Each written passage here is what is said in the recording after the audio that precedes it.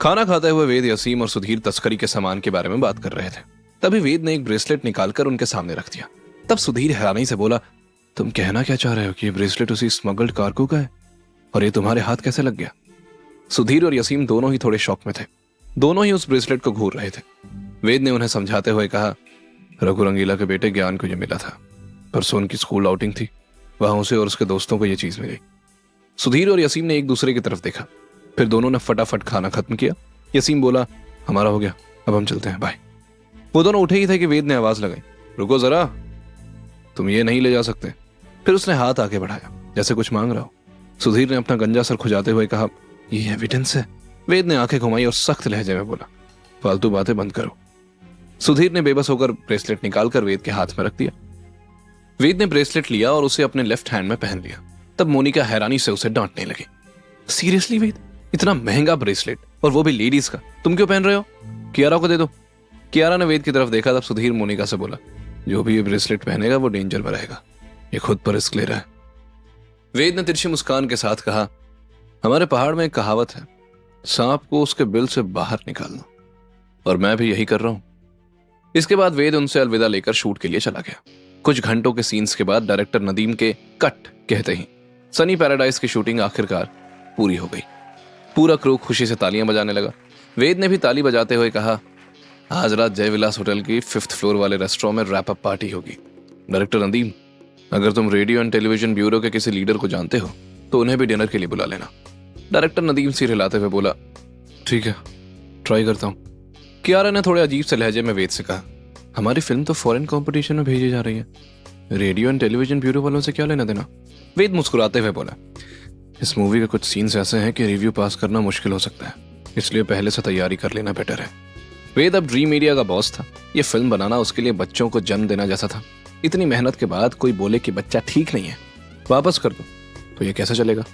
फिर डायरेक्टर नदीम ने जोश में कियारा से कहा, कियारा, मैं एक बात दिल से बोलना चाहता हूँ। मैं 15 साल से डायरेक्टर हूँ, पर आपकी जैसी कैमरा सेंस वाली एक्ट्रेस मैंने कभी नहीं देखी। एक्टिंग हो या कैमरा के सामने प्रेजेंस, आप तो बॉर्न एक्ट्रेस हो। मुझे पूरा भरोसा है कि हमारी फिल्म फ्लॉप नहीं होगी, और अगर सही स्क्रिप्ट मिल जाए तो आप जल्दी टॉप राइजिंग स्टार बन सकती हो। कियारा हल्का सा मुस्कुराई और सिर हिलाकर बोली, कॉम्प्लीमेंट के लिए थैंक्स डायरेक्टर नदीम, पर मैं पहले ही कह चुकी हूँ, मैं दोबारा कभी फिल्म नहीं करूंगी। नदीम का चेहरा उतर गया, लेकिन वो आगे कुछ नहीं बोला। वेद और कियारा शूट के बाद जय विलास के लिए निकल गए।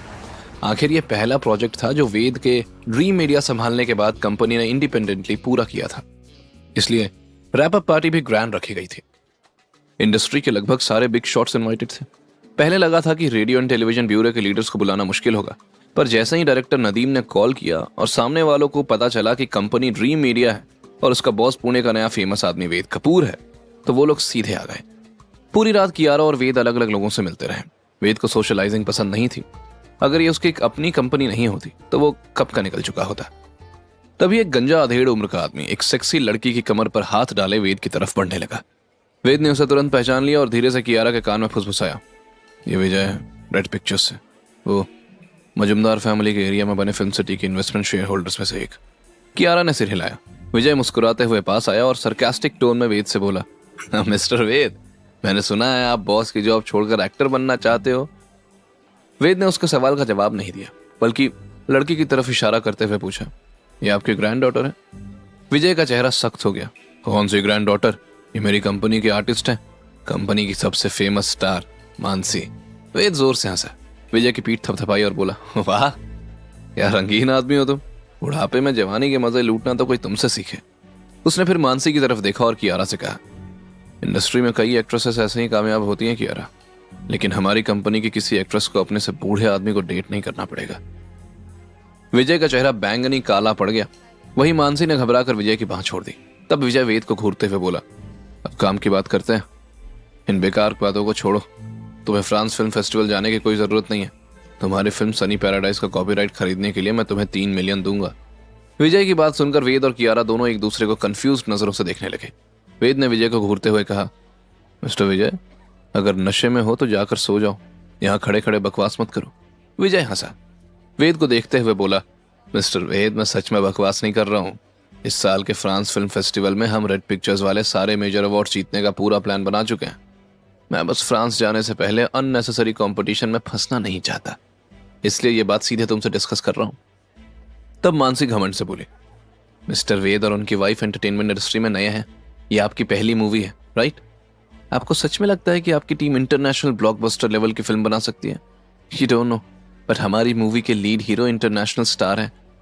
Makeup artist, stage designer, costume designer, सब डोमेस्टिक और इंटरनेशनल टॉप प्रोफेशनल्स हैं।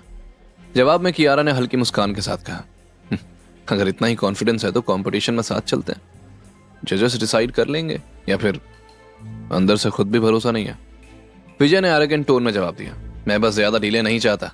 जजेस को अगर वहां बहुत सारी बेकार फिल्म्स देखने मिले तो आगे चलकर पेशेंस ही खत्म हो जाएगा, फिर चाहे फिल्म कितनी भी अच्छी हो। इससे अच्छा है कि शुरुआत में ही कचरा साफ कर दिया जाए और सिर्फ क्वालिटी फिल्म्स रखी जाए, तभी कंपटीशन का लेवल बना रहेगा। वेद ने विजय को देखते हुए कहा, ऊपर वाले ने शायद तुम्हारा ऊपर माला खाली ही रखा है, इसलिए ज्यादा दिमाग लगा रहे हो। तभी एक आदमी वाइन ग्लास लेकर पास आया और तंज कसते हुए विजय से बोला, विजय साफ साफ बोलो ना कि वेद की नई फिल्म से तुम डर रहे हो, क्योंकि इस फिल्म की पूरी इंडस्ट्री में चर्चा हो रही है। वेद एक पल के लिए चौंक गया, क्योंकि वो आदमी था संजय, जो ब्रिलियंट मीडिया का प्रेसिडेंट था और साथ ही उसके साथ फिल्म सिटी के प्रोजेक्ट में शामिल था। लेकिन दोनों के बीच तानातानी थी, तो फिर संजय कब से उसके सपोर्ट में बोलने लगा? वहीं संजय को देखते ही विजय थोड़ा ऑकवर्ड और गिल्टी हो गया। पहले वो संजय का पुराना चमचा था, लेकिन अब उसे सबरवाल फैमिली की जरूरत नहीं थी। तब विजय के इशारे पर मानसी लहराते हुए संजय के पास गई, लेकिन संजय ने बिना झिझक उसे धक्का देकर दूर कर दिया। फिर संजय ने ठंडी आवाज में विजय से कहा, विजय ये मत सोचो कि फिल्म के लिए मुखर्जी फैमिली का इन्वेस्टमेंट मिल गया तो एंटरटेनमेंट इंडस्ट्री में राज कर सकोगे। मुखर्जी फैमिली को हैंडल करना आसान नहीं है। पैसा ले लिया और काम नहीं हुआ तो क्या होगा जानते हो ना? एक पुराना केस याद दिलाऊं? ये सुनते ही विजय का चेहरा नीला पीला पड़ गया। वो तुरंत मानसी को लेकर वहां से निकल गया। वहीं संजय की बातों से वेद सोच में पड़ गया कि ऐसा कौन सा केस है। तभी संजय वेद से बोला, यह आदमी हार मानने वाला नहीं है, तुम थोड़ा केयरफुल रहना। वेद ने मुस्कुराते हुए कहा, केयरफुल तो उसे रहना चाहिए। संजय ने मन ही मन खुद को कोसा, सच है इस आदमी को वार्निंग की क्या जरूरत, जिससे भी इसने पंगा लिया है कभी अपने अंजाम से नहीं बचा। फिर वो वेद से हाथ मिलाकर बाय कहकर निकल गया। तभी कियारा के फोन पर गबीना का कॉल आया। कियारा ने कॉल रिसीव किया और अगले ही पल उसके चेहरे के एक्सप्रेशन बदल गए। ये देखते ही वेद ने तुरंत पूछा, क्या हुआ? कियारा ने कांपती आवाज में कहा, गबीना के फादर की डेथ हो गई। उसे शक है कि ये सिंपल डेथ नहीं है। गबीना के फादर गिरिराज चौधरी हरियाणा का जाना पहचाना नाम है। सिर्फ इसलिए नहीं कि वो इंडियन मार्शल आर्ट्स एसोसिएशन के वाइस प्रेसिडेंट हैं, बल्कि इसलिए भी कि वो एक नेक और बहादुर इंसान थे। चौधरी फैमिली पीढ़ियों से बॉडीगार्ड्स, आर्मी और पुलिस जैसे प्रोफेशन में रही है। उनके एंसेस्टर्स राजा महाराजा के सामने तलवार लेकर खड़े रहने वाले गार्ड्स हुआ करते थे। कुछ समय पहले गबीना को खबर मिली कि फाइट कंपटीशन के दौरान उसके पापा घायल हो गए, और यही वजह थी कि वो कियारा के साथ पुणे नहीं आई बल्कि हरियाणा चली गई। लेकिन किसी ने नहीं सोचा था कि सिर्फ 1 महीने के अंदर उसके पापा का देहांत हो जाएगा। वेद ने कियारा की नम आंखों को देखा और फिर तुरंत कहा, चलो कमरे में चलकर बात करते हैं। ये कहकर उसने कृषा को इशारा करके बुलाया। वो पास आई तो वेद ने कहा, हमें थोड़ा जरूरी काम है, हम रूम में जा रहे हैं, यहाँ की जिम्मेदारी तुम और प्रीति संभाल लेना। कृषा तुरंत हामी भरते हुए बोली, डोंट वरी बॉस। वेद ने कियारा का हाथ पकड़ा और दोनों कमरे में लौट आए। कमरे में आते ही वेद ने कहा, गबीना को वीडियो कॉल लगा। कियारा ने तुरंत वीडियो कॉल किया। कुछ देर बाद कॉल कनेक्ट हुई और स्क्रीन पर गबीना नजर आई। उसकी आंखें लाल और सूजी हुई थी। वेद ने सीधे मुद्दे पर आते हुए पूछा, तुम्हारे पापा की हालत के बारे में डिटेल में बताओ। गबीना ने आंखें पोंछी और बोली, जब मैं वापस आई तब पापा की हालत पहले से बहुत ज्यादा खराब हो रखी थी। मार्शल आर्ट्स की कंपटीशन में उन्हें भारी चोट लगी थी।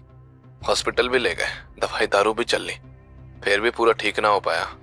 पिछले 2 दिन तक उन्हें घनी खून की उल्टियां हो रही थी और हालत पल पल बिगड़ती जा रही थी। परसों सुबह तड़के वो। इतने में वीडियो में एक औरत की आवाज आई, गबीना इस वक्त भी तुम्हें दूसरों से बात करने की पड़ी है? अंदर बाहर इतना काम पड़ा है और तुम यहीं टाइम वेस्ट कर रही हो। गबीना ने पलट कर कहा, भाभी मेरे बॉस का कॉल है। पर तभी तेज आवाज आई, कैसी घटिया बॉस है? अगर इसी बॉस की वजह से तू देर से वापस ना आती तो शायद कंपटीशन में अपने पापा की मदद कर पाती और वो आज जिंदा होते। इतने साल बॉस बॉस करती रही और अब तेरे पिता मर गए, तेरी बॉस क्या करेगी? गबीना गुस्से से कांप उठी। फिर वो फोन हाथ में लेकर तेजी से बाहर चली गई। थोड़ी देर बाद रुक कर बोली, सॉरी तुमको ये सब देखना पड़ा। तभी वीडियो में करण का चेहरा दिखा। वो बहुत थका हुआ लग रहा था। साफ दिख रहा था कि कई रातों से सोया नहीं है। उसने कियारा और वेद को ग्रीट किया। वेद ने भौएं चढ़ाई। करण, तुम्हारी हालत ठीक नहीं लग रही, जल्दी आराम करो वरना बॉडी कोलैप्स हो जाएगी। करण ने भारी आवाज में कहा। आराम कैसे करूं वेद भाई, मुझे पापा की मौत कुछ अजीब लग रही है। वेद ने पूछा, गबीना तुमने कहा था पापा को खून की खांसी थी, इसके अलावा और क्या सिम्टम्स थे? गबीना ने बिना सोचे कहा, खून की खांसी, चेस्ट टाइटनेस और जो खाया वो उल्टी में निकल जाना, चक्कर आना, खड़ा ना हो पाना। वेद और कियारा दोनों के चेहरे के एक्सप्रेशन एक साथ बदल गए। ये सारे सिम्टम्स बिल्कुल अनिल कश्यप जैसे थे। ये कोइंसिडेंस है या कुछ और? वेद ने गंभीर आवाज में कहा, गबीना मैं अभी तुम्हारे पापा को देखना चाहता हूं, क्या तुम दिखा सकती हो? गबीना चौंक गई, फिर सिर हिलाया और अपने फादर की बॉडी की तरफ बढ़ी। स्क्रीन पर एक बुजुर्ग का चेहरा दिखा।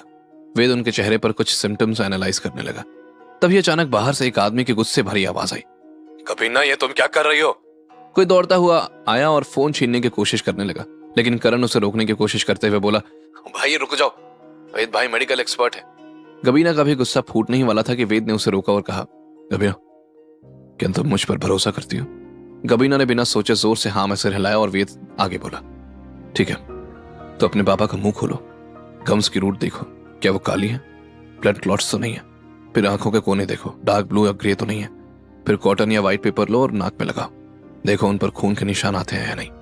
गबीना ने गहरी सांस ली और अपने पापा की तरफ बढ़ी, लेकिन एक बुजुर्ग गुस्से में आया। उसने गबीना और करण की तरफ उंगली उठाकर चिल्लाया, इन दोनों जानवरों को बाहर निकालो। करण हक्का बक्का रह गया। कुछ लोगों का एक झुंड अंदर घुसा, गबीना को घेर लिया और उसे खींचकर दूर ले जाने लगा। गबीना छटपटाते हुए चिल्लाई, ये क्या कर रहे हो? छोड़ो मरने। बुजुर्ग गरजा, तुम्हारे पापा गुजर चुके हैं फिर भी उन्हें चैन से रहने नहीं दे रही हो, ये सब क्या तमाशा है? फोन के उस पर वेद और कियारा ने एक दूसरे को देखा। दोनों को कुछ अजीब सा लगा। सब लोग गबीना को इन्वेस्टिगेट करने से रोक क्यों रहे हैं? कहीं ये सब किसी की मिलीजुली साजिश तो नहीं? वेद के दिमाग में कई ख्याल उमड़ने लगे। कश्यप फैमिली से अनिल कश्यप और चौधरी फैमिली से गिरिराज चौधरी, दोनों ही मार्शल आर्ट्स के जाने माने नाम है और बड़ी पोजीशन पर है। ऐसे में एक की डेथ और दूसरे की गंभीर हालत, कहीं किसी की साजिश तो नहीं? या फिर इसमें ईगल आई ऑर्गेनाइजेशन का हाथ तो नहीं? क्या वेद का अंदाजा सही था? मार्शल आर्ट से जुड़ी फैमिलीज के साथ कोई साजिश हो रही थी? क्या ये ईगल आई ऑर्गेनाइजेशन की साजिश थी या फिर कोई दुश्मन? क्या मोटिव था इस सब के पीछे? क्या गबीना की फैमिली में से कोई इस साजिश का हिस्सा था? जानने के लिए सुनते रहिए ये कहानी सिर्फ और सिर्फ पॉकेट एफएम पर।